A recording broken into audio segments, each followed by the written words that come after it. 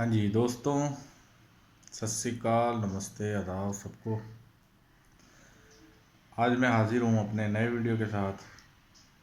आज मेरी एक नई कहानी के साथ आया हूँ और वो कहानी बहुत ही अलग है। मैं बेसिकली आजकल जो वीडियोस मेरा फोकस है, मैं उन कहानियों या उन कहानियों पे मैं जोर दे रहा हूँ जो लोगों को नहीं पता, जिनके बारे में बहुत कम लोग जानते हैं या शायद वो किन्हीं किताबों में दब गई हैं, उनको कभी बताया नहीं गया। तो मेरे भाइयों, दोस्तों,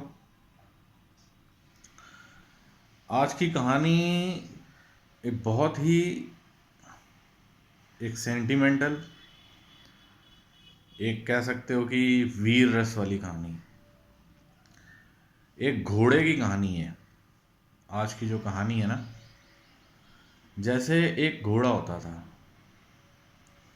कहते हैं एक एक वीर जो होता है ना, हर वीर का एक साथी होता है, चाहे वो हाथी हो, घोड़ा हो या कोई और पशु। महाराणा प्रताप का चेतक था। ऐसे ही एक घोड़ा था जिसका नाम था शुभ्रक। हाँ जी दोस्तों, तो मैं आपको आज शुभ्रक की कहानी सुनाने जा रहा हूँ कि कभी आपने शायद सुना भी हो या नहीं सुना हो। एक घोड़ा था जिसका नाम था शुभ्रक। और ये जो घोड़ा था, ये मेवाड़ के राजा राजा करण सिंह, रावल करण सिंह का घोड़ा था। और इसकी कहानी बड़ी इंटरेस्टिंग है। मैंने स्टडी किया, बड़ा देखा, तो मुझे ये कहानी मिली और मैंने सोचा कि मैं क्यों ना ये कहानी आप लोगों से शेयर की जाए। ये ना तो कभी कोई बताया किसी ने, ना ही ऐसी वीरता की कहानी, ऐसे हिडन फैक्ट्स किसी ने आपको बताए होंगे। शुरू करते हैं दोस्तों। एक राजा होता था, एक राजा होता था मेवाड़ का, जिनका नाम था रावल समर सिंह। राजपूत थे, रावल समर सिंह नाम था उनका।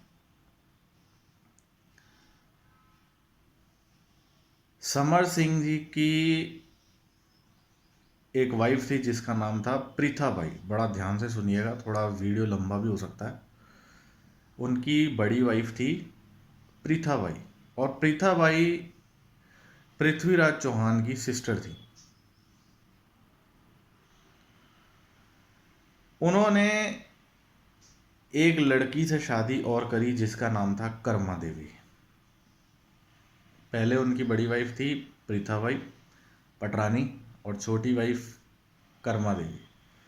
संतान, क्योंकि संतान थी नहीं प्रीथाबाई से, और संतान चाहते थे, हो नहीं रही थी।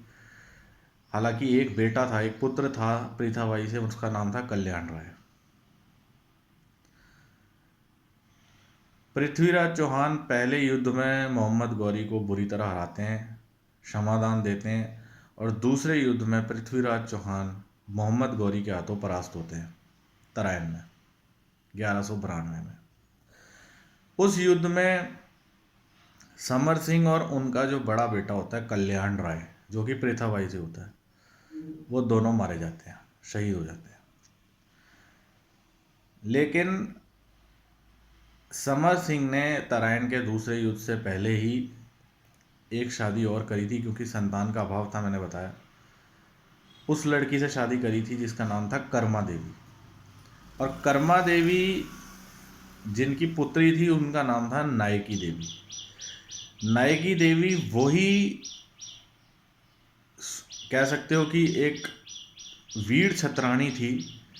राजपूती स्टाइल में बोलते हैं ना, राजस्थानी में, वो वीर छत्राणी थी जिसने मोहम्मद गौरी को गुजरात की, वो रानी थी गुजरात की। उसने मोहम्मद गौरी को 14 साल पहले गुजरात में हराया था और भगा दिया था मोहम्मद गौरी को। फिर कभी भी मोहम्मद गौरी ने भारत में गुजरात के रास्ते आना ठीक नहीं समझा। फिर वो पंजाब के रास्ते और लाहौर के रास्ते आया, बठिंडा किया और वो सब। तो नायकी देवी की पुत्री होती हैं कर्मा देवी, जिनसे शादी करते हैं समर सिंह, और समर सिंह पृथ्वीराज चौहान के जीजा हैं। ठीक है जी। तो उस हिसाब से जो समर सिंह और कर्मा देवी जो कि नायकी देवी की पुत्री हैं, उनका जो बेटा पैदा होता है उसका नाम होता है कर्ण सिंह। वो, आप ये समझ लो कि वो एक तरह से भतीजा लगा। मतलब जो आपके क्या कहते हैं, जो पृथ्वीराज चौहान है, पृथ्वीराज चौहान भतीजा नहीं, सॉरी, जो पृथ्वीराज चौहान है, पृथ्वीराज चौहान एक तरह से मामा लगे, जो भी मैटरनल साइड के। आगे चलते हैं। बैटल ऑफ तराइन होती है, तराइन की लड़ाई होती है, उसमें समर सिंह और उनके बड़ी वाइफ के जो बेटा होता है कल्याण राय वीर गति को प्राप्त होते हैं। उसके बाद जो उनकी छोटी वाइफ होती है कर्मा देवी, वो देखती है कि मेरे पति को हराया, पृथ्वीराज चौहान भी ख़त्म हो गए, मतलब वो गजनी ले जाते हैं उन्हें। इसका बदला लेने के लिए उनकी जो बड़ी वाइफ होती है पृथाबाई और छोटी वाइफ कर्मा देवी, वो एक प्लान बनाते हैं कि उस टाइम में मोहम्मद गौरी का जो गुलाम था जिसने ज़्यादा तबाही मचाई थी, कुतुबुद्दीन ऐबक, मोहम्मद गौरी तो सारा सीन करके मुल्तान वगैरह इस साइड चला गया था, क्योंकि वो दिल्ली और अजमेर जो है कुतुबुद्दीन ऐबक को दे गया था। अब अपने पति का इंतकाम लेने के लिए उनकी वाइफ पृथाबाई और उनकी जो छोटी वाइफ थी, मतलब उनकी सौतन कर्मा देवी, दोनों प्लान बनाते हैं और 1194 में दोनों फौज इकट्ठी करते हैं। उसमें 9 से 10 राजा और खूब सारी एक चीफ इकट्ठे होते हैं और दिल्ली पे कूच करते हैं। दिल्ली में बैठा है कुतुबुद्दीन ऐबक। कुतुबुद्दीन ऐबक वहाँ पे उसको घेरा डालते हैं और कुतुबुद्दीन ऐबक की बुरी तरह हार होती है। कर्मा देवी अपनी माताजी की पद्म चिन्हों पे चलते हुए कुतुबुद्दीन ऐबक को ऑलमोस्ट ख़त्म कर देती है, मतलब मारती नहीं है, घायल कर देती है, अधमरा कर देती है। फिर जो मुस्लिम फोर्सेस होती हैं, ये जो मैं जो कहानी बता रहा हूँ ये पर्शियन सोर्सेज से है, ये कहीं नहीं बताई जाती, आज तक ही नहीं बताई गई। ऐसे ऐसे हिडन सूरमा हुए हैं भारत में जिनके बारे में आज तक नहीं पढ़ा है। अब कर्मा देवी और उनकी सौतन पृथाबाई जो कि समर सिंह जी की दोनों पत्नियां थीं, ये धावा बोलती हैं कुतुबुद्दीन ऐबक पे दिल्ली में। कुतुबुद्दीन ऐबक मरते मरते बचता और भाग जाता है फील्ड से, जो कि इनकी पुरानी आदत थी। ठीक है जी। उसके बाद क्या होता है जी, क्योंकि बड़ा पुत्र जो है कल्याण राय वो तो मर चुका है, उसके बाद जो कर्मा देवी का पुत्र होता है जिसका नाम होता है कर्ण सिंह, उसको मेवाड़ की गद्दी मिल जाती है। अब जी कुतुबुद्दीन ऐबक मरता नहीं है, कुतुबुद्दीन ऐबक को घायल होता है, वो बच जाता है। जैसे गौरी पहले युद्ध में मरता नहीं है तो बच जाता है, उसको भी भगा लेते हैं। तो इस चीज़ का इंतकाम लेने के लिए कुतुबुद्दीन ऐबक अगले साल समझ लो या कुछ समय में मेवाड़ पे धावा बोल देता है। मेवाड़ पे धावा बोल देता है और कर्मा देवी जो कि समर सिंह जी की छोटी वाइफ थी, उनका पुत्र कौन, कर्ण सिंह, इसको ले आता है लाहौर, क्योंकि बदला लेना था कि पहले उसने अटैक किया, तो उसका बदला लेने के लिए उसने मेवाड़ पे अटैक किया। कैद करके कर्ण सिंह को लाहौर ले जाता है। अब जी होता क्या है, जब कर्ण सिंह को पकड़ते हैं तो कर्ण सिंह का एक घोड़ा होता है जिसका नाम होता है शुभ्रक। कर्ण सिंह को तो डाल दिया जेल में, और शुभ्रक जो होता है, शुभ्रक को जो कुतुबुद्दीन ऐबक होता है वो कहता है जी ये अब मेरी असेट है, ये मेरी संपत्ति है, अब मैं इसको एज ए जंग में यूज़ करूँगा, अब ये मेरा घोड़ा है। कर्ण सिंह को जब लाहौर लिया जाता है तो वो एक बार कोशिश करते हैं कि इसके चंगुल से, कुतुबुद्दीन ऐबक के चंगुल से निकल लें और वापस मेवाड़ भाग जाएं। ये चाल कुतुबुद्दीन ऐबक को समझ आ जाती है। कुतुबुद्दीन ऐबक इसकी सज़ा कर्ण सिंह को देना चाहता है और वो एक प्लान करता है एक आयोजन करता है खेल का जिसका नाम होता है पोलो। आपने कभी सुना होगा कि कुतुबुद्दीन ऐबक की मौत कैसे हुई, विकीपीडिया वगैरह में हर जगह आपको मिल जाएगा कि वो पोलो खेलते हुए उसकी मौत हुई। लेकिन किसी को ये नहीं पता कि वो पोलो किस चीज़ का खेलना चाह रहा था और उसके पीछे कहानी क्या है।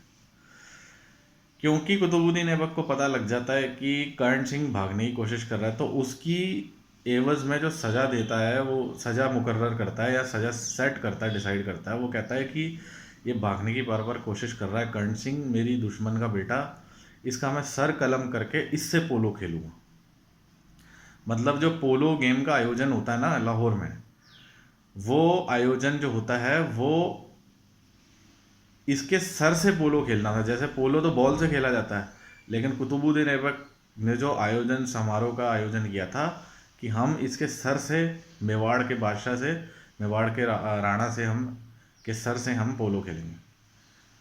तो जी वो वहाँ जाते हैं, कर्ण सिंह को बेड़ियों में ले आते हैं और कुतुबुद्दीन ऐबक उसके घोड़े शुभ्रक पे आता है। शुभ्रक अपने मास्टर मतलब अपने राणा को देख के, अपने राजा को देख के बड़ा सेंटिमेंटल हो जाता है, क्योंकि शुभ्रक घोड़े को तो वो चुरा गया था ऐबक, तुर्की रामी।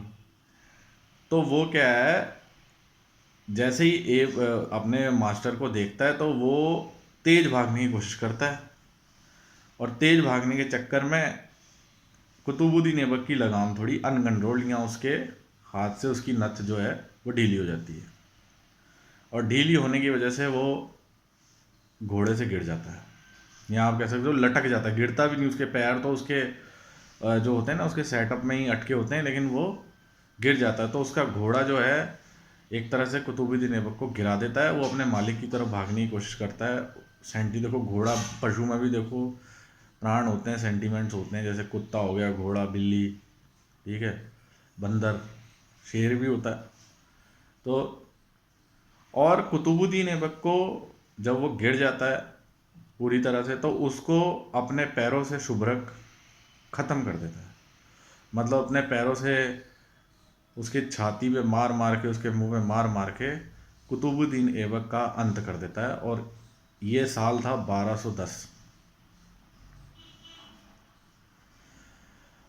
और वहाँ से अपने मालिक को, मालिक फिर जो उसका था करण सिंह, उसके ऊपर बैठता है। मतलब थोड़ी सी हाथापाई होती है, बिल्कुल फिल्मी स्टाइल, और वो इधर उधर से तलवार चलती हैं और वो सब, लेकिन वो दोनों के दोनों वहाँ से एस्केप कर जाते हैं, निकल जाते हैं।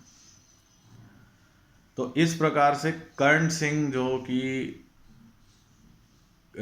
समर सिंह जी का बेटा था, या एक तरह से आप कह लो पृथ्वीराज चौहान का भांजा था, उसको शुभ्रक घोड़ा कुतुबुद्दीन ऐबक के हाथों से, चंगुल से छुड़ा के ले जाता है मेवाड़। इस पे मूवी बन सकती है बहुत अच्छी। और मेवाड़ ले जाने के बाद बेचारा जब मेवाड़ पहुंचता है तो भागता रहता है, भागता रहता है, भागता रहता है। जहाँ घोड़ा है बेचारा बिना खाए पिए भी भाग रहा है, कितना कब तक भागे, आखिर तक भागते हुए वो आखिर में दम तोड़ देता है। लेकिन उसको उसकी डेस्टिनेशन मेवाड़ में कर्ण सिंह को पहुंचा देता है। तो कर्ण सिंह इस प्रकार से वापस अपना मेवाड़ का सिंहासन संभालते हैं। कुतुबुद्दीन ऐबक की मौत होती है, और शुभ्रक घोड़े की कुर्बानी और सेक्रीफाइस मैं सल्यूट करता हूँ, जिसने अपने मालिक को बचाया। जैसे महाराणा प्रताप का घोड़ा था, जैसे हमारे गुरु साहब गुरु गोविंद सिंह महाराज, उनका घोड़ा भी बहुत बहुत, जिन्हें नीला घोड़ा, ब्लू हॉर्स कहते हैं, बहुत बहुत बड़ी चीज़। हम तो ऐसे कई हमारे, मतलब आप समझ लो कि ऐसे कई घोड़े, कई पशु भी हुए हैं जिन्होंने अपने मालिक का, अपने राजा का साथ दिया और दुश्मनों के दांत खट्टे किए। सो जय हिंद, जय भारत दोस्तों। ये थी मेरी कहानी शुभ्रक घोड़े की, और आप बहुत ध्यान से आप सुन सकते हैं। और ये कहानी आपको, मतलब आप रिपीट मोड में भी सुन सकते हैं, थोड़ा सा आपको लिंक बिठाने पड़ेंगे कौन किसका बेटा था। बट आज मेरा मूड था, मैं क्या कोई नई कहानी सुनाऊं। और ऐसे वीर शहीदों को, वीर पशुओं को हम शत शत नमन नमन करते हैं, कोट कोट नमन करते हैं, जिनकी वजह से आज हम बचे हुए हैं, जिनकी वजह से इतनी कुर्बानियाँ बढ़ी तो हम गुलामी की बेड़ियों से आज़ाद हुए। हिंदुस्तान में कभी तुर्की आए, कभी अफ़गानी आए, कभी आपके मुग़ल आए, कभी मंगोल आए, कभी अंग्रेज़ आए, लेकिन फिर भी इतना लहू बहा कि फाइनली कभी भारतवर्ष ने कभी हार नहीं मानी और अपने आप को आतंककारियों से, इन्वेडर से, बाहरी ताकतों से सेफ रखा। ऐसे महान शूरवीरों को कोट कोट नमन। जय हिंद, जय भारत। आप लोग सेफ रहें, सुरक्षित रहें।